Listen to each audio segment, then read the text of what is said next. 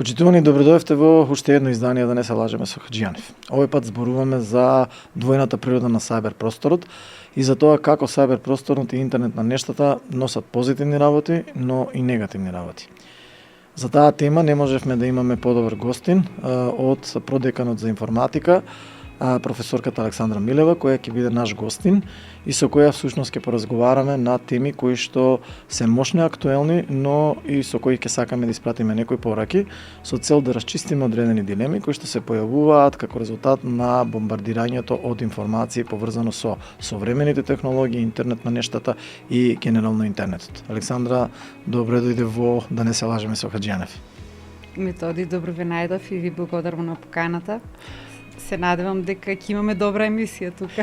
И јас се надевам, знаејќи дека ќе разговараме со експерт од ваш профил и ваш калибар. Рековме, сајбер просторот нуди позитивни и негативни страни. Како може да го објасниме тоа на нашите гледачи? Па ние веќе живееме во време каде што голем дел од нашиот живот го поминуваме на интернетот. Значи веќе читаме вести на интернет, купуваме на интернет, букираме хотели, летови на интернет, се занимаваме со електронско банкарство, префрламе пари и слични работи. Скоро нашиот социјален живот исто така е на интернетот. Обично сите припаѓаат во некоја социјална мрежа, имаат акаунти таму, работа таму, комуницираат со луѓето преку тие социјални мрежи. И во основа има многу придобивки кои што денес ни значат на нас. Значи едноставно мислам дека сега на некој да му кажеш да остане неколку дена без интернет и без мобилен телефон, дека ќе му биде многу тешко да се снајде без такви нешта. И сега проблемот е што сите тие работи што ние ги користиме секојдневно и ги взимаме за здраво за готово, сепак тие имаат и многу недостатоци и проблеми, бидејќи не сите луѓе што се наоѓаат на интернетот се добронамерни. Значи има злонамерни луѓе, има напаѓачи, има хакери кои што демнат и кои што се трудат, кои што сакаат да направат нешто злонамерно, да украдат ваши податоци, да ви го украдат идентитетот, да пристапат до вашата корисничка сметка, да прават некои активности во ваше име или во име на вашиот уред, без ваше знаење, да ви инсталираат злонамерен софтвер, било што ќе им текне да направат. Има еден куп опасности кои што се поврзани во врска со тој сајбер простор. И плюс на сето тоа има и нови технологии кои постојано се појавуваат, како вештачката интелигенција и големите јазични модели, како интернетот на нештата, блокчейн технологијата и други, кои што имаат и многу позитивни работи, но исто така можат да бидат и злоупотребени. Може ли за гледачите да објасниме, бидејќи се користи овој термин се почесто интернет на нештата, што всушност означува тоа? Интернет на нештата е било кој уред, не мора, значи и било не само уред, него и сензор и било што можеме да го замислиме денес што е поврзан на интернет. Значи се што викаме дека е смарт, например, смарт звучник, смарт ТВ, смарт со други зборови значи дека тој уред е поврзан меѓу другото и на интернет, има процесор, има некаква меморија, а од гледна точка на сајбер безбедноста значи дека може полесно или потешко да биде и хакиран. Така да интернет на нештата значи дека веќе се ни е скоро поврзано на интернет. Земете го например паметниот дом. Значи таму може фрижидерот да ви е поврзан на интернет, да ви е паметен, да е поврзан на интернет, телевизорот, дури имате смарт бокали, било кој уред што можете да го замислите денес, да речеме во домаќинството, може да биде паметен, има паметна верзија која што од друга страна е добра, бидејќи можеме од далечина да ја манипулираме со нашиот мобилен телефон, например, ама од друга страна, бидејќи истото може да го направат и хакерите, може да биде и хакиран таквиот уред. Пред да дојдеме до оној момент кој што сакаме да го разгледаме, тоа е сајбер хигиената, дали може да ги објасниме уште и блокчейн технологиите, вештачката интелигенција, постои ли вештачка интелигенција или зборуваме за апликации на вештачка интелигенција, да ги објасниме тие работи, бидејќи во јавноста кај нас се почесто некако заради бомбардирањето на нови информации има се повеќе и повеќе некако негативната страна се артикулира на овие технологии. Па не би рекла, во последно време се повеќе се зборува и за позитивната страна пред се на вештачката интелигенција и на големите јазични модели. Во основа, значи, тоа се големи невронски мрежи кои што генерираат зборови, ама прават претходно некаква статистичка анализа на други зборови и треба на даден текст да се надоврзат со останати зборови, а во основа на таа основна работа извршуваат еден куп работи кои што се позитивни за нас луѓето. Споруваме за која технологија сега? За вештачката интелигенција и големите јазични модели. Мислам прво почнав со таа, ако не е проблем. Значи во основа ние сега оваа технологија гледаме, има денес значи еден куп компании има нови кои што се занимаваат, кои што се трудат да ги искористат плодовите од оваа така наречена дисруптивна технологија која што кога се појави одеднаш го измени целиот свет на начинот посебно во бизнис секторот како би функционирале понатаму. Сепак, значи, во поглед на сајбербезбедноста, оваа технологија има многу позитивни и многу негативни работи. Позитивно е што веќе имаме еден куп примери на нови апликации каде што, пример, се применуваат овие модели за детекција на ранливости и за менеджмент со ранливости. Значи, бидејќи го прегледуваат целиот текст што го има на интернет, например, ги прегледуваат и документите во кои што се стандардизирани мрежните протоколи, така да има специјални алатки со помош на кои може да се прави фазинг на протоколи, да се наоѓаат одредени грешки на протоколите кои што би биле злоупотребени од напаѓачи. Може да имате, например, нови решенија, како што е Fast for All, каде што се прави, тоа е универзален фазер, каде што се проверува грешка во било кој програмски јазик. Значи, ако може да ве прекинам сега само за да појаснеме на гледачите, тоа ви у суштина алатка која што ви помага да ги детектира слабостите на вашиот систем и можностите да тој систем биде експлоатиран во негативна конотација од, да кажеме, злонамерни корисници. На софтверот, на мрежните протоколи и слично. Понатаму може денес доста се користат за класификација на содржини. Например, имаме еден куп токсични содржини на интернет и лесно може да препознаат дали станува збор за говор на омраза или за нешто слично. Може да се користат за модерирање на содржини, може да се анализираат логови, записи, тоа се од пристапи на мрежа, на веб сервери. Може дури да, например, да со нив да се врши детектирање на така наречени фишинг мейлови и фишинг веб страни. Значи се тоа позитивни примени во сајбербезбедноста на овие технологии, но од друга страна имаме и негативни. Значи имаше пример, например, со помош на овие технологии се генерираше злонамерен код, нов злонамерен код.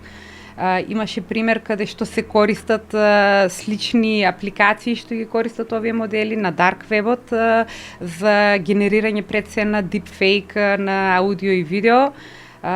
И еден куп други негативни примени од страна на напаѓачите. Значи deepfake, само да ја објасниме технологијата за гледачите кои што не се толку технолошки или да кажеме IT. Во ред. Значи во основа со deepfake-от можете да направите, да земете, да речеме, примерок од видео од било кој човек или аудио и да направите, значи тој човек да каже било што со неговиот глас, со неговите гримаси на лицето и значи, ќе биде буквално тешко да се препознае дека тоа не е реално, дека тоа некој го направил вештачки, дека е произведено со помош на софтверски алат. Тоа е буквално како во филмовите со магија, нели? Јас да земам сега слика од вас и преку вештачката интелигенција, односно таа технологија deepfake, да ми овозможи и јас да зборувам, меѓутоа да го луѓето, гледачите, односно аудиториумот, да ве гледа вас и да го слуша вашиот глас и да биде уверен, бидејќи, нели, и идејата на магијата е всушност тоа, илузија, затоа што очите, односно умот верува тоа што очите ќе го видат и ќе го слушнат ушите, нели? Добро. Што е блокчейн технологијата и како таа што е значењето на оваа технологија? Значи вака, за блокчейн технологијата прво треба да расчистиме, тоа е кога се зборува со блокчейн, за блокчейн технологијата треба да се прави разлика меѓу криптопарите и блокчейн. Многу ги поистовитуваат овие две работи, ама то не е точно. Блокчейн технологијата се појави со биткоинот, ама сепак се покажа дека надвор од примената за криптопари, дека може да има многу позитивна примена во различни аспекти, затоа што во основа представува дистрибуирана книга на трансакции, каде што еднаш кога ќе внесете една трансакција, таа не може или скоро е невозможно да се менува, бидејќи таму записите се прават со консензус на повеќе страни и тоа е предноста, значи од безбедносна гледна точка, од страна на сајбер безбедноста ни овозможува интегритет на податоци. Значи имаме гаранција дека никој нема да ги менува тие податоци што припаѓаат во минатото. И втора работа што е исто така многу битна од перспектива на сајбер безбедноста е што немаме закана, внатрешна закана. Значи нема некој, на пример, кога имате база на податоци некаде поставена на сервер, имате администратор на таа база, имате начин на паѓачот да влезе во таа база, да промени нешто, тука било која промена би била детектирана и нема да биде успешна. Одлично. Значи, ако е тоа така, што е тоа што сакаме да им го порачаме сега на гледачите за да ја зголемат сајбер хигиената, бидејќи од она што го слушнав од вас, ако добро ве разбрав, е дека факт е дека има дуална природа, нели, самиот сајбер простор, новите технологии или вознемирувачките технологии како што ги нарекуваат, но оно што ние сега сакаме да го кажеме е дека без нив нема да можеме. Дигитализацијата е процес кој што нема да ја запреме. Конвергенцијата на физичкиот и на дигиталниот свет во таа насока исто не може да го запреме. И сега, за да избегнеме последиците или предизвиците кои што би се јавиле со таа конвергенција на овие два света, кои што условно, верувам ќе се согласите со нас, се вертикален наспроти хоризонтален. Овој дигиталниот е повеќе хоризонтален наспроти овој физичкиот вертикален, каде што имаме авторитет, власт или некој знаеме, нели, ја даваме, ја делегираме одговорноста. И од, да кажеме, ајде, од социолошки аспект, ние сме ја дале слободата за сметка на некаква безбедност. Тоа е власта да управува со нас. За разлика од светот кој е дигиталниот, каде што ја даваме нашата слобода на некој начин за услуги, така, за да добиеме некаква услуга. Ако е тоа така, која е пораката или како да ја зголемиме сајбер хигиената тогаш? Кои се основните работи? Што е тоа на што треба да скренеме внимание? Добро, прво јас би појаснила што подразбираме под сајбер хигиена. Значи, во последно време е многу актуелен терминот. Значи, кога се зборува за сајбер хигиена, пред се сакаме, значи, да создадеме некоја побезбедна околина во која безбедно ќе го користиме интернетот и нашите уреди.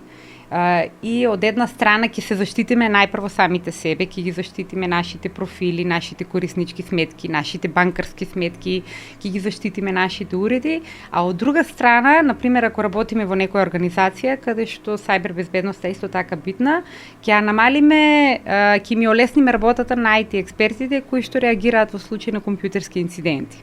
Значи, имаме две предности од сајбер хигиената. Од една страна се заштитуваме ние, од друга страна им помагаме малку на нашите IT експерти полесно да се справат или да имаат помалку безбедносни инциденти во нивната организација.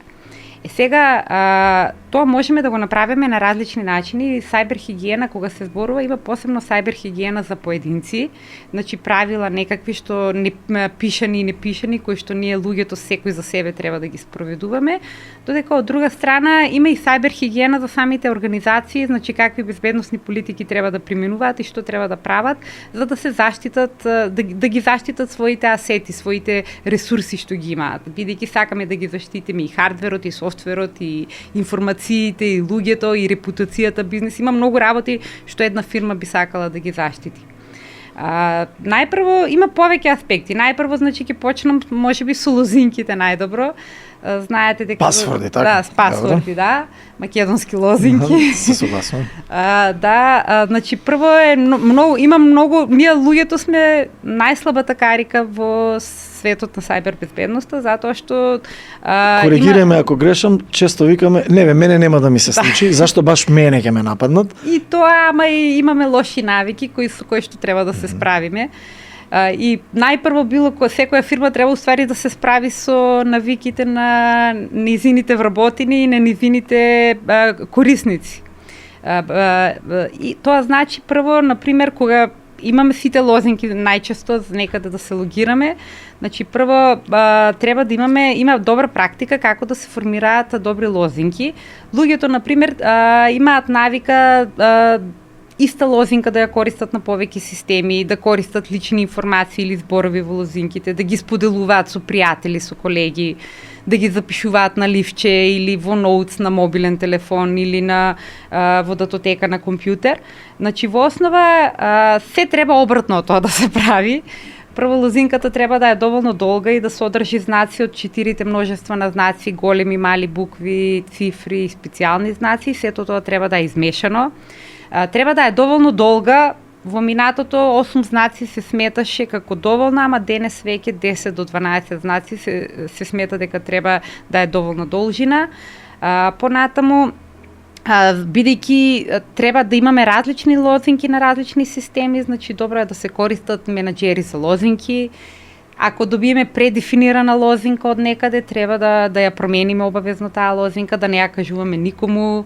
Значи има еден куп правила прво поврзани со начинот како да се генерираат лозинките. Од друга страна пак фирмите треба да имаат безбедносни политики исто така поврзани со лозинки. Значи тие можат да влијаат на тој начин што ќе воведат некоја алатка со која што ќе ги проверуваат лозинките на корисниците, дали се доволно јаки, дали се слаби, дали се и слично, и нема да дозволат слаби лозинки за регистрација. Треба да имаат политика лозинките да се менуваат на одредено време. Например, на нашиот универзитет мислам дека 3 месеци е времето на промена на лозинка.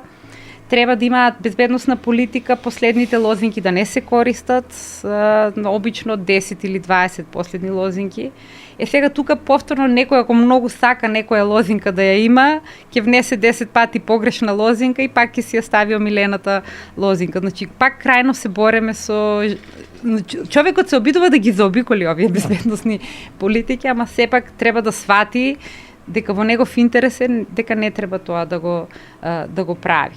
Понатаму, вториот дел е со бекапот. Значи, треба постојано да правиме резервни копии на нашите податоци, затоа што лаптопот може да се оштети и мобилниот телефон може да биде украден, може да биде жртва на ransomware напад, каде што сите податоци ќе ви бидат шифрирани и нема да можете да им пристапите на нив. И ако немате резервна копија, значи тие податоци се загубени за вас. Фирмите треба да се свесни исто така, ако се жртва на ransomware напад, дека ако нивните податоци, ако немаат резервна копија и ако се обидат, например, да платат на паѓачите, некои земји го сметаат тоа како подпомагање на терористи. Например, Соединетите американски држави на тоа гледаат како на терористички акт. Значи, ќе се најдат на црна листа на фирми со кои што, да речеме, сад соработува и нема да можат, пример, ако извезуваат во Америка, нема да можат да продолжат со таквите работи. Така да бекапот е многу битна работа. Понатаму сите постојано купуваме нови телефони, нови лаптопи. Значи треба да знаеме што да правиме со нашите стари уреди. Погрешно е да ги подариме едноставно без при тоа ништо да не направиме, бидејќи се што е ваше лично ќе заврши во нечии туги раце или да ги продадете. Тоа значи дека мора да се потрудите да ги избришете податоците од вашиот телефон или од вашиот лаптоп пред да го продадете или дадете на некој друг. Сега и треба тука да се свесни дека ако обично бришат на обичен начин податоци, дека податоците сепак остануваат во лаптопот или во мобилниот уред и дека има само врските се прекинуваат, така да има специјални алатки со кои што можат овие податоци да бидат повратени. Од друга страна има специјални алатки со кои што целосно можат да бидат избришани податоците, се прави така наречен wipe-out на меморијата. Тоа значи дека целата меморија се пополнува со единици или нули или случајно генерирани низи на стрингови. Така да тоа е вистинскиот начин што треба да го направат. Например, кај мобилните телефони не е доволно само factory reset да се направи. Кога правите factory reset, ако имате мемориска картичка, тие податоци нема да бидат избришани, така да ако мислите дека само factory resetот ќе биде доволен за да избришете, тоа нема да биде случај. Има и специјални алатки со помош на кои од мобилни телефони може да се повратат податоци кои што ги сметаме за избришани. Понатаму, не знам, има еден куп работи. Например, јас лично многу користам електронско банкарство и сега секогаш постои тој страф, нели, кредитната картичка да не биде, бројот на кредитната картичка да не биде изгубен и слично, некој да не ја украде. Има многу ми се свига што некои од македонските банки нудат, например, опција за менување на дневните лимити на користење на интернет лимитот или лимитот на земање пари од АТМ или пост терминали, така да можете тоа да го манипулирате, да имате обично мал лимит, па кој ќе ви треба на интернет плаќање да го зголемите привремено лимитот, се со цел за не дај Боже ако се случи крадење на бројна платежна картичка, штетата да биде што е можно помала. Така би. Значи, од ова вака сега за да го сумирам јас, значи генерално зборуваме кога збориме за сајбер хигиена е многу слична на хигиената во физичкиот свет. Значи постојат правила во кои што вие треба да внимавате да тие вируси и бактерии на некој начин не бидат дел од вас или не ги внесете не сакајки во делот кој што е конвергиран со вас, значи паметните телефони, вашите податоци и така натаму. Кога ќе продавате куќата, треба си ги изчистите, значи не може да ги оставите, работите да ги, значи треба да знаете како да ги испразните фиоките, буквално, нели, за да можеме за да бидеме малку само по разберливи за оние кои што не се толку технички спремни. И на крај споменавте сега некои видови на напади за кои што сакам да подискутираме. Кои според вас се напади со кои што најсериозно се загрозени граѓаните или кои се најфреквентни, а кои се така поопасни видови на напади кои што можат да предизвикаат сериозни проблеми во однос на сајбер безбедноста и да ја загрозат сајбер хигиената? Во ред, па секако на прво место би го спомнала фишинг нападот. Што е тоа, како функционира фишинг? Така, го фишинг? објаснам сега. Во основа некој напаѓач, значи прави, например, се маскира како доверлив ентитет, се маскира да речеме како банка или се маскира како царина, кај нас имаше такви пораки. И сега идејата е, значи, прави или злонамерна веб страна или прави со злонамерен линк и најчесто испраќа електронска пошта или SMS порака во која што може да ви каже работи од типот моментално имаме, значи се јавам во име на пример на банката или имаме проблеми безбедносни со вашиот акаунт, кликнете на следниот линк, внесете ги вашите акредитиви и сменете си ја лозинката на пример. Значи, по тоа, првата работа, по што ќе познаете фишинг мейл, да речеме, или фишинг SMS, е што внатре има линк на кој што треба да оставите или ваши акредитиви од корисничка сметка, корисничко име, лозинка, или пак треба да го внесете бројот на платежната картичка со сите придружени елементи. Значи, генерално, ниедна банка, ниедна озбилна фирма, истото нема да го направи по мейл со линк, затоа што најчесто тоа е начин како напаѓачите да дојдат до вашите податоци. Сега има повеќе начини како можете фишинг порака да препознаете. Понекогаш се користи лоша граматика, значи понекогаш, значи тоа го прават странци кои не се или го прави некоја автоматска програма со превод која не се замара да биде точно граматички на јазикот на кој што го прави фишингот, така да прво јазикот ќе биде понекогаш погрешен индикатор.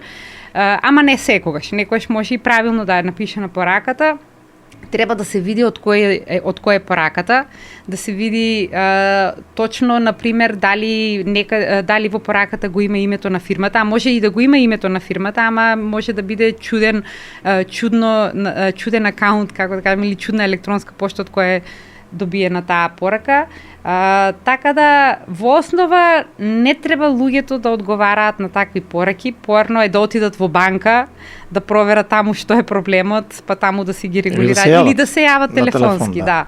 Бидејќи имаат начини со телефонско јавување понекогаш како да се средат таквите работи. Или имаше ситуација сега скоро, мислам многу луѓе станаа жртва во Македонија на SMS од мислам дека од царина како званично беше, дека имаат некоја пратка и дека треба да кликнат на линкот да си ја стават платежната картичка за да платат некаков данок. И сега луѓето денес живееме во свет во кој што многу купуваат онлайн, очекуваат пратки да им пристигнат и си многу од нив помислиле дека тоа е нивната пратка и ги внеле своите акредитиви, а уствари го кажуваат бројот на кредитната картичка, на платежната картичка на напаѓач и сето тоа лошо може да заврши ако не ви текне во моментот дека е фишинг и да ја блокирате платежната картичка. Инаку метафората само да појасниме, фишинг е од рибарење, тоа е дека фрлате мрежа и кој риба ќе се фати, некој ќе се фати, нели? Ќе кликне или ќе значи Тоа е напад каде што вие, ако сте напаѓач, кога го правите нападот, не знаете кој уствари ќе биде жртва на вашиот напад. Вие едноставно испраќате еден куп електронски пораки до различни жртви и тој што ќе се излаже, што ќе кликне на линкот, ќе биде вашата жртва. Да. Сега има и специјални напади, се вика spear phishing или рибарење со копие, каде што вие таргетирате точно одредена личност, например секретарката на некоја компанија, пример, или директорот на некоја компанија и се обидувате да се маскирате како нивни партнер во бизнисот или нешто слично и се обидувате да дознаете одредени информации битни, што можат, мислам, што инаку не би ги дале во нормална ситуација таквите луѓе. Океј, кој е после фишингот, кој е следен напад? Кој спомнавте ransomware напад? Ransomware е многу... Што значи тоа? Значи, прво, ние во сајбер безбедноста голем дел од работите кои што ги правиме да бидат безбедни, ги правиме со помош на криптографски алатки. Тоа значи дека, например, ако сакаме пораките да не се читаат, тие се шифрираат и никој и да ги гледа не може да ја прочита нивната содржина. Сега како да кажем, тие добри работи на криптографијата, на шифрите, напаѓачите исто така ги користат, ама со намерна цел. Значи, тие успеваат да навлезат во вашиот компјутер преку линкови, кликање на линкови или преку различни ранливости во вашиот софтвер и успеваат да го шифрираат целиот ваш да ги шифрираат сите ваши податоци, целиот ваш хард диск или целата ваша меморија и обично се добива порака во која што се бара да се плати одредена сума, најчесто во биткоини или други криптовалути. Зошто е тоа така? Па обично за да не може да се најде трагата кој е уствари позади ransomware. Има, значи, тоа е интересно, криптопарите денес, значи, се трудат многу да имаат и позитивни примени, ама најголем дел, најголеми консументи, да речем, на трансакции со криптопари е всушност дарк вебот и криминалците. Затоа што обично на дарк вебот скоро се плаќа со криптопари, без разлика дали е тоа биткоин, Monero или други криптопари. Така да и тие на еден начин и тие придонесуваат на тоа вештачко одржување на толку големи цени на биткоинот и на другите криптовалути. Така да работата со ransomware е што дури некој да се излаже да плати, значи нема гаранција дека неговите податоци ќе бидат дешифрирани и вратени во првобитната форма. Значи не е идејата да не треба да се излажете и да платите кога ќе добиете ваков.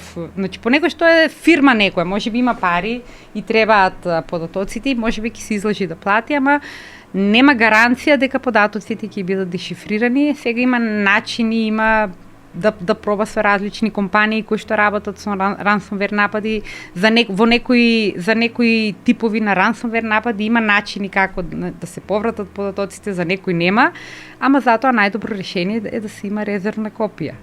Бекапот што го спомнавме на почетокот. Добро. Тоа е основно правило за заштита на ransomware. Ако добро ве разбрав, ransomware нападот во суштина мора да му претходи некакво нелегално влагување во системот, тоа е или преку фишинг, претпоставам, или некоја форма на фишинг, или пак преку некој друг тип на слабост. Има најразлични начини. Значи може да пристапите на некоја злонамерна веб страна и оттаму ако има ранливости во вашиот веб прегледувач, може да се симне злонамерна апликација на вашиот компјутер.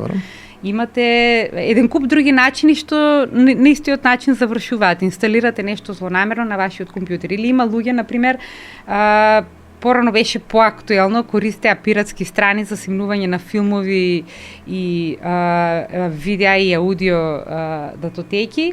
И сега, например, тие мислат дека го симнуваат филмот, а уствари, например, симнуваат злонамерен софтвер, кликаат доброволно на тоа што го симнале со цел да гледаат филма, уствари во позадина им се инсталира некоја злонамерна програма и стануваат жртва на хакерски напад. Хакерски напад, одлично. Да.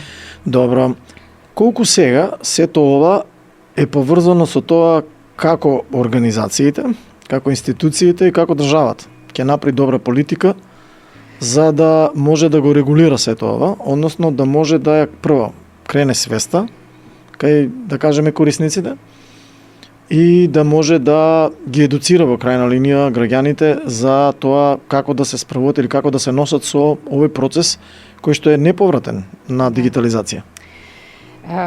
Па вака сега, прво фирмите треба што е можно да повеќе да користат добри практики поврзани со сајбер безбедноста. Например, треба да се свесни дека нивните вработени може да бидат жртва на фишинг напад и затоа пример добра практика е да користат секаде каде што може двофакторска или повеќе факторска автентикација, затоа што во тој случај да ви ја украдат лозинката, ќе го немаат другиот фактор, вашиот мобилен телефон или специјален уред што банките понекогаш го даваат за да може да речеме да влезат во вашата корисничка сметка или во вашиот мејл акаунт.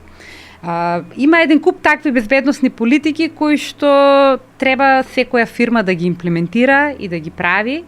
Сега на ниво на држава, значи за жал веќе мислам сведоци сме неколку години наназад, има обиди нешто да се направи и никако тоа да тргне од место.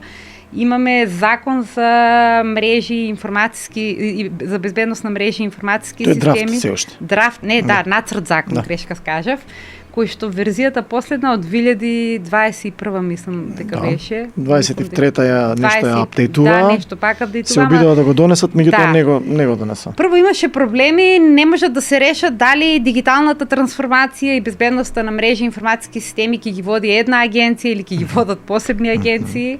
Со тие првите драфт верзии, значи идејата беше да има една единствена агенција која што ќе се занимава во исто време и со дигиталната трансформација и со безбедноста на мрежи информатски системи, додека гледам сега во последно време, почнувајќи од 2022 кога се формира како се викаше Национално тело за дигитална трансформација, како се викаше точно, значи веќе ги разделија на еден начин дигиталната трансформација со безбедноста. Од една страна, не знам колку е тоа добро, бидејќи не можам јас лично да ја замислам дигиталната трансформација без безбедноста во мислите и мора, значи, да се поврзани тие две меѓу себе или тесно да се работуваат. Сега тоа национално тело моментално работи на две стратегии. Едната е националната ИКТ стратегија, другата е националната стратегија за сајбер безбедност. И двете, за жал, се водат од 2023, а се уште не се изгласани, веќе сме длабоко во 2024. Така да кај нас некако почне, проблемот е валјда со владите кои постојат, мислам, што се менуваат со политиката, значи некои политичари почнат со една идеја, другите не ја завршат таа идеја и уствари ние сме сега до никаде моментално со закон што би поврзува и со стратегија за сајбер безбедност. Говори ли тоа дека имаме голем или многу ниско ниво на свесност кај политичките фактори за значењето на ова? Бидејќи они, знаете како, извинете само што кој ќе ги слушаме на телевизија или на конференција, они обожаваат да се појават на вакви работи, најверојатно заради тоа што голем број од странските фактори ги туркаат таму и велат, слушај, ова е битно и ова мора да го направите. Меѓутоа, у пракса некако, гледаме дека само ќе се појават, ќе издефилираат на тие, да кажеме, конференции, и потоа сите лоши практики, да кажеме од тоа дека немаме институционална меморија, значи кој министер како ќе дојде, од него почнува се и се менува.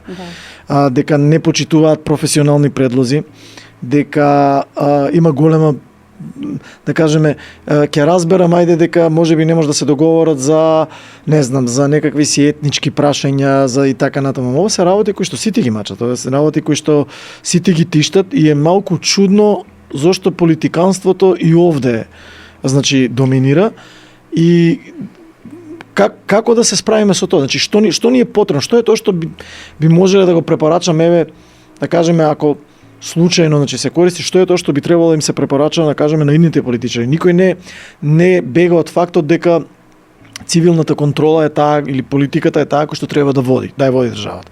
И дека демократијата како систем на уредување е можеби нели лоша, но е најдобра од сите други, да кажеме, системи ако ги гледаме. Како сега што е тоа што би можеле да им го парачаме за да може да се поправат овие работи, бидејќи бевме сведоци на напади кои што според ова што го слушаме се фрапантни. Например, имавме рансомвер напад на Фондот за здравство, во кој што огромен број на податоци, дури и да сакаме да бидеме сајбер хигиенични, моравме да ги дадеме, нели? Мора да ги дадете. Мора да дадете телефонски број, матичен број, дури некои трансакции да влезат во тие бази на податоци, ако сте вршеле плаќање и така натаму. Но во голема мерка, ако ништо друго, се податоци кои што оддаваат, ако ништо друго, информации како да се пристапи до голем дел од граѓаните, например да ви ги знаат телефонските брои, па да ве нападнат со фишинг напади по SMS пораки. Како сега, што е тоа што треба да се направи за да може да се промени ова сето? Па прво секако треба свесност така и политичарите да се зголеми. Прво, не знам како, пример, мене ми е срам кога наша институција е хакерски нападната. Значи, тоа некако ти ја нарушува националната гордост на еден начин. Сега, например, грчки хакери нападнале некој македонско министерство, веб страна на некој македонско министерство. Има огромна министерство. политичка позадина тоа. Например, овие рускиве хакери сега што го напаѓаа Министерство за одбрана, сега од денеска додека го снимаме подкастот, се фалат, например, овие не објавија. Значи, они, тоа е малце, знаете, кај хакерите, нели, постои тоа? Они сакаат да се фалат. Например, значи, треба постојано, безбедноста не е нешто што се прави еднаш, тоа е процес. Значи, во секој од тие министерства, бидејќи имаат нивни лични веб страни, имаат нивни сервери, имаат нивна мрежна инфраструктура, значи, треба да се имаат вработени лица експерти кои што постојано ќе ја следат и ќе испитуваат безбедноста и на мрежата, и на веб сервисите, на се што нуди таа фирма и ќе гледат тоа да го подобрат. Значи, има напади кои што прво безбедноста треба да се гради од почеток. Значи, тој што ја прави прво веб страната треба да знае безбедно да програмира и некои работи кои што се општо познати да успее да ги спречи да се случат со правилно безбедносно програмирање на самата веб страна.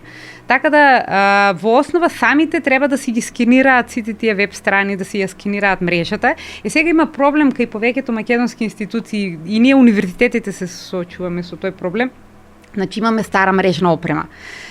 За голем дел од мрежната опрема што имаме, ако не е купена во меѓувреме нова, значи веќе периодот кога се правеле апдејти со кои што исто така се многу битни, мора постојано тие ажурирања на софтвер постојано да се прават, затоа што со тие ажурирања се закрепуваат некакви ранливости кои што се откриени во меѓувреме.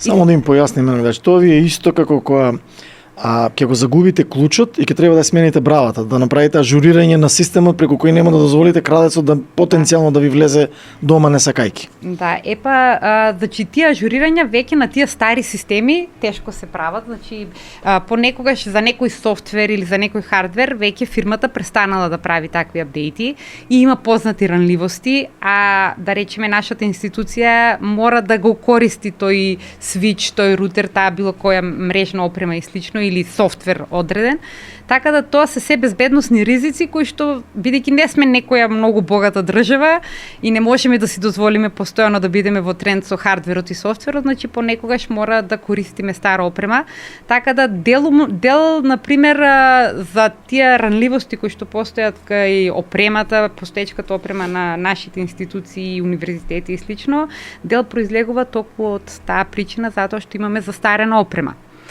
Но главно е што другиот проблем го наоѓам во тоа што кај нас во државата постои мислење дека секој може се да работи и сега ти ако сакаш да си експерт за сајбер безбедност и ако ти треба таков експерт да најдеш, а не да пробаш да приучиш некој и тој да ги прави таквите работи. Значи треба сериозни обуки или сериозно образование за да може тој човек понатаму да работи во сајбер безбедност. Одлично. Ако сме веќе тука и гледаме дека имаме сериозен проблем, тоа значи дека генерално од аспект на градење на политики и градење на една култура, нели, која што ќе треба да ја профилираме низ општеството. Каква е улогата сега на образованието во целата таа работа? Имаме едно време беше популарно, ајде да кажеме сите да студираат, да бидат наставнички или учителки. Предходно нешто беше сите да бидат правници или економисти. Да. Па некое време јазиците беа на мода, сега се сите IT. IT, да. Имаме ли прво капацитет на вистина да бидеме стварно од сите да генерираме IT или правиме хиперпродукција на нешто што ќе го генерира буквално ова? Бидејќи внимавајте, вие кога ќе му дадете диплома некому дека он е IT, преку целиот политички инженеринг. Знаеме кај нас како е, не добивате квалитет на merit based систем, туку добивате дали сте добро гласале, дали сте лепеле добро плакати и така натаму. Без да навлегуваме у политики да заземаме страна, дали сега ова хиперпродукција може да биде добра или може да биде и сериозен предизвик, проблем? И аз не би рекла дека имаме хиперпродукција толку на IT кадар, значи имаме продукција на IT кадар, имаме многу факултети и универзитети кои креираат IT кадар, голем дел од тој кадар дури се консумира и пред да ги добие дипломите. Значи имаме еден куп примери и на нашиот факултет и на другите информатички факултети каде што го одложуваат дипломирањето од причини што веќе почнале да работат. Дури некои се откажуваат, тоа е чудно да ја добијат дипломата, затоа што веќе немаат време, пазарот на труд ги бара, така да немаме хиперпродукција. Посебно немаме никаква хиперпродукција во делот на сајбербезбедноста, бидејќи тоа е дел од IT, ама многу мал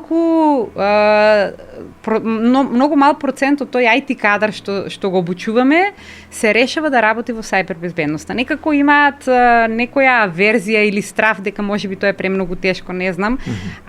Може би треба да смениме перспективата како се доживува сајбербезбедноста како дел од IT науката, инаку веќе нашите факултети и нашите универзитети, значи имаат предмети во кои што опфатена сајбербезбедност, имате програми на прв циклус кои што работат со сајбербезбедност, има скоро сите универзитети имаат и програми на втор циклус кои што работат со сајбербезбедност, ама ако се поредат сите тие програми со бројот на студенти кои што се запишуваат на тие програми, тука веќе бројот е многу мал. Може би ако во сите овие компании и фирми би се барал конкретно таков кадар кој што веќе има добиено, не мора само од формалното образование, може да се земи од неформалното образование, бидејќи имаме еден куп светски признати сертификати поврзани со сајбербезбедноста, кои што ако ги имате, сигурно значи би можеле да работите на такви работни места. Така да би можело значи во таквите институции да се вработуваат такви луѓе чија што примерна цел би била токму грижата за сајбербезбедноста. И секако имаме проблем исто така и со нашето национално тело за одговор со компјутерски инциденти, кое што од 2016 година постои во рамките на Агенцијата за електронска комуникација. На почетокот, барем јас знаев двајца вработени таму, долго време значи стагнираше тоа тело, ама тие пак се трудеа да го профункционираат, бидејќи секој национален ЦИРТ или такво тело за одговор на компјутерски инциденти е многу битен, бидејќи прави различни сервиси и на граѓаните, но и на државните институции и фирми во државата, дава препораки и предупредувања за различни напади, помага во случај на инцидент оддалечено или на лице место, прави форензика во случај на инцидент, треба да прави различни тренинзи и обуки, ама некако ако отидете на страната на нашата Агенција за електронски комуникации, прво другиот проблем што е, например, со нашите институции, многу ретко некои од министерствата ги ажурираат своите веб страни. Јас се обидов да видам, например, во тоа тело кој сега моментално работи, на нивните податоци се од 2018 и тие колегите кои што веќе не работат таму, се уште фигурираат на листата на вработени. Може би нема кој да ги занови таму податоците. Не знам бидејќи постои голем одлив на овој кадар. Да. Голем одлив надвор од државата, но и во приватниот сектор. И тука има малце сериозен проблем повторно околу политиките. Да, ама посебно таму треба да има добро лица вработени кои што се експерти. Значи кои имаат како ќе ги мотивирате таму луѓето кога ако влезете внатре ќе видите дека они земаат плата како и секој друг. Тоа е другиот исто така. Тоа е сериозен проблем околу таа политика, да. Значи не само таму, ние имаме генерално проблем на универзитетот да вработиме IT кадар, затоа што веќе индустријата, фирмите ги конзумираат за многу поголеми плати. И сега ако очекувате значи тие луѓе да дојдат да бидат добри, да дојдат да работат за многу помала плата, тоа баш и не е изводливо. Ај пак да се вратиме сега на образованието. Ако е ова вака и ако имаме проблем, бидејќи нели не можат сите кои што работат во државата да бидат IT експерти, рековме дека и не треба да бидат, затоа што не би можело да функционира. Бидејќи, ако добро ве разбрав, IT безбедноста е поддел од сајбер безбедноста во која што влегуваат други и влегува креирањето на тие политики за таа IT сигурност и IT безбедност. Сега, ако е тоа така, дали сметате тогаш дека во образованието ќе мора да смениме нешто затоа што идните лидери, дали ќе бидат со политички науки, со правни науки, со економски науки, образовниот дел, би требало да задолжително почнат да го учат овој дигитален, да кажеме, свет и да почнат да учат како треба да се креираат политики кои што ќе имаат, значи ние не бараме да они да прават алгоритми, да креираат програми, да криптираат или да развиваат некакви си апликации. Меѓутоа да имаат малце, ако ништо друго, поголем сенс, поголемо чувство за тоа кога ќе ги креираат политиките, да направат приоритизација за потребата од ваков персонал, бидејќи сериозен е предизвикот со кој што се соочуваат македонските институции да го задржат овој персонал. Например, имате јавното обвинителство, се жалеше главниот јавен обвинител пред некоја година, не може да најде IT, овие како се вика професионалци кои што би ја одржувале мрежата, а од нив се бара да имплементираат дигитализација. Уште пострашно, примиле скапа опрема, која што обезбедува намалување на корупцијата, поголема ефикасност на јавното обвинителство и така натаму, не ја користат заради тоа што нема кој да ја користи, бидејќи луѓето прво не се обучени, не знаат како да ја користат. И одат по линија на помал отпор. Имаат такви технологии, меѓутоа повторно работат пешки, што би се рекло, или работат во физичкиот свет. Дали сега нешто треба сериозно да се направи како реформа во образованието, за да се има таа интердисциплинарност, со која што, да кажеме, ваквите теми, овие теми, пак ќе кажам, значи на одредено ниво на кое што ќе треба да ја покренат свеста и да изградат идни лидери кои што ќе можат да ги разбираат овие работи, бидејќи, знаете, кога ќе генерално јас, барем моето искуство, кога сум разговарал со IT експертите и со IT овие луѓе кои што се бават со сајбер безбедност, они викат, освен тоа што не користат да им го поправам мејлот или да им направам апдейт на податоци или Фејсбукот нешто да му решам, да им го сетирам, или компјутерот ако треба да им го занемам, мене и не ме прашуваат за некои стручни работи, а вие спомнавте дека зборуваме за мрежи, зборуваме за набавки, бидејќи се додови сега поврзано. Како ќе направите јавна набавка, како ќе приоритизирате буџет, како ќе го ставите сето тоа во планирање, збориме за водење на држава, збориме за сериозни работи, заради кои ни се ранливи системите и институциите. Добро, јас можам тука за моделот за образованието само за IT кадарот и за сајбер безбедност експертите да кажам. Значи прво во делот на високото образование, мислам дека скоро сите универзитети имаме реакредитирани програми на прв, втори, трети циклус кои што вклучуваат доволно предмети поврзани со сајбер безбедноста, само треба некако да се мотивираат повеќе студентите да бираат токму такви, например, програми од втор циклус каде што би се повеќе остручиле за да работат во таа област.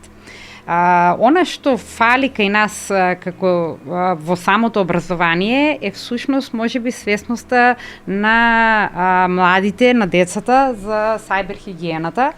Значи, ние генерално во 2020 имаше Cyber МК настан организиран од АЕК и знам дека тогаш правевме едно истражување во кое што во Балканот гледавме каде се учи во основно образование сајбер безбедност и во средно. И, например, тогаш видовме дека во Македонија се изучува во трето, четврто и пето одделение, има некој предмет работа со компјутери и основи на програмирање, каде што една-две лекции се учат за некои аспекти од интернет комуникацијата, безбедносни аспекти.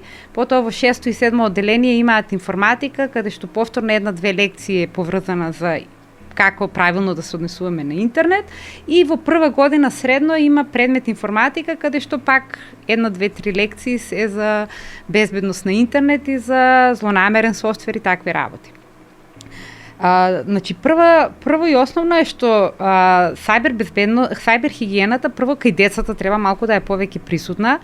И овие предмети не треба да се учат лекцијашки, него треба професорите прво доволно да се обучат, значи прво треба да ги обучиме професорите како на подобар начин да ја предаваат сајбер безбедноста и наставниците во основно училиште, а не лекцијашки да се бара, значи, да има начини да се демонстрираат. Оние кои што се на факултет за образовни науки би требало да имаат вакви предмети, подготовка за која бидат спремни да можат да може утре на децата да им приближат. Така. Значи, кога споредувавме со другите држави во регионот, Генерално Хрватска имаше најрано започнување со овие теми во прво одделение со заштита на лични податоци. Мене тоа ми е малку премногу рано, ама во ред тие решили уште во прво одделение да им зборуваат за личните податоци. Ние со Бугарија од прилика сме исто почнуваме од трето одделение, додека останатите држави малку покасно почнуваат. Ама значи треба да се почне со тоа воведување, само треба тоа да се прави на начин што ќе им биде интересен на децата и да можат со некакви вежби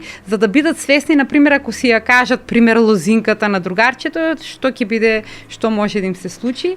Истото и понатаму, значи проблемот со информатиката, барем го видовте од моите деца како изучува во основно и средно образование, што се учи лекцијашки. Не треба информатиката да се учи лекцијашки, има други начини како треба тоа да се прави.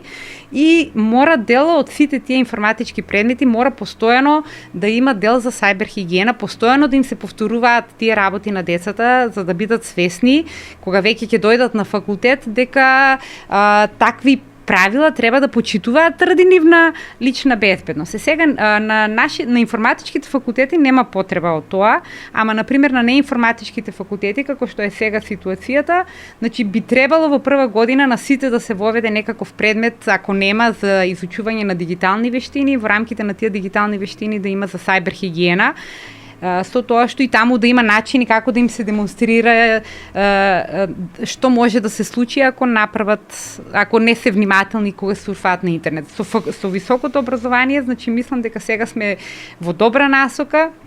Имаме доволно програми на втори и на трет циклус, на прв циклус има предмети, има на некои факултети цели програми каде што во повеќе предмети се изучува безбедноста, така да мислам дека моментално на информатичките факултети во Македонија ситуацијата со изучување на сајбер безбедноста е добра. Сега, она што можат друго министерствата да направат, ако не сакаат формално образование, значи може да им плаќаат неформални обуки за познати сертификати што ги има во светот, затоа што и тоа е добар начин како да го обучите својот кадар и да бидат да можат да придонесат за безбедноста. И не само тоа, вие со тоа ќе генерирате работна сила која што ќе сака да остане во земјата. Можеби тоа е супер идеја да стимулирате да останат овде да работат, а да работат онлайн преку граница. И на тој начин да спречат brain drain, бидејќи сепак барем по она што мене ми е познато, младиве многу повеќе би сакале да го живеат овде социјалниот живот, да ги собираат материјалните добра. Имаше една идеја што мислам што не се реализира, а тоа е некако IT професионалците да бидат платени поинаку од државните службеници, да припаѓаат во агенција, не знам како беше. Агенција за дигитализација. Агенција за дигитализација, најскратено кажано, и има друг термин, добро. Да. И требаше да на тој начин да можеме и ние и државните институции и универзитетите да добијат квалитетен IT кадар кој што ќе биде платен и ќе биде мотивиран да работи во овие институции, затоа што сега моментално само приватните компании можат да си дозволат квалитетен IT кадар, посебно во делот на сајбер безбедност. Ќе мора Александра да ви кажам дека ни помина времево, еден час. Нема да веруваме, нели? Ова е тема која што најверојатно ќе ве поканам пак, бидејќи не запираме тука, затоа што отворивме и нови прашања, бидејќи таков ни е концептот, кои се топ 3 или 4 препораки кои што би сакале да ги дадеме на кратко за сума на крај, нели, на гледачите за да ја зголемат сајбер безбедност. Ако зборуваме за сајбер хигиената, значи повеќе препораки би дала за 4, не знам дали би избрала 4. Значи да внимаваат како ги креираат лозинките на сите системи каде што може да користат двофакторска автентикација, обавезно да користат резервни копии, бекапи на своите системи, имаат за тоа можности на надвршни мемории, на клауд платформи за складирање и делење на датотеки. Може да си ги праќаат дури на мејл некои битни датотеки што им се да си ги имаат постојано на мејл акаунтот. Да внимаваат кога се ослободуваат од старите уреди и слично. Така да добро, тоа. Јас ви благодарам многу, а вие имавте можност уникатно да се запознаете со еден од подобрите експерти во доменот на сајбер безбедност и сајбер хигиената, професорката Александра Милева, која е воедно продекан за настава за наука, пардон, на Факултетот за информатика при Универзитетот Гоце Делчев во Штип. Ви останете понатаму со Да не се лажеме со Хаџијанев.